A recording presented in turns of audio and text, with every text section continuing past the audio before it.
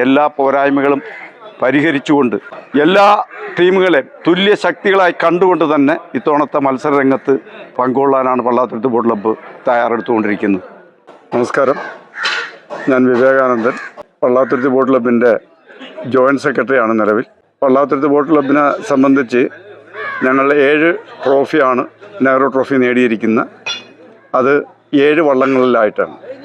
1988 വെള്ളംകുളങ്ങര ചുണ്ടനിലും 98 ചമ്പക്കുളം ചുണ്ടനിലും 2018 വായ്പാടം ചുണ്ടനിലും 2019 നടുഭാഗം ചുണ്ടനിലും അതുപോലെ 2022 മഹാദേവികാട് കാട്ടിത്തെക്കേത് ചുണ്ടൻ, 2023 ബിയവരം ചുണ്ടൻ, 2024 കാരിച്ചാൽ ചുണ്ടനാണ്. കാരിച്ചാൽ ചുണ്ടനിൽ ഒരു പ്രത്യേകത എന്ന് പറയുന്നത് ഹീറ്റ്സിലെ റെക്കോർഡ് ടൈം ഇട്ടുകൊണ്ടാണ് 4 മിനിറ്റ് 14 സംതിങ് സെക്കൻഡാണ് അന്നത്തെ റെക്കോർഡ്. ആ റെക്കോർഡ് പള്ളാത്തുരുത്തി ബോട്ട് ക്ലബിൻ്റെ പേരിൽ കാരിച്ചാൽ ചുണ്ടൻ വള്ളത്തിലാണെന്നുള്ളതാണ് സത്യം.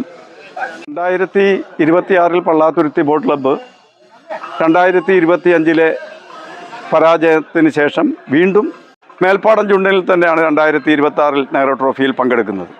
2026 മേൽപ്പാടം ചുണ്ടനിൽ പങ്കെടുക്കുമ്പോൾ സോളി വർഗീസ് മേൽപ്പാടവും ജോഷുവ സോളി കൂടി കൂട്ടിച്ചേർന്നിട്ടുള്ള ഒരു ക്യാപ്റ്റൻസിയിലാണ് ഇത്തവണ Pallathuruthy boat club Nehru trophy മത്സര വള്ളംകളിയിൽ വരുന്നത്.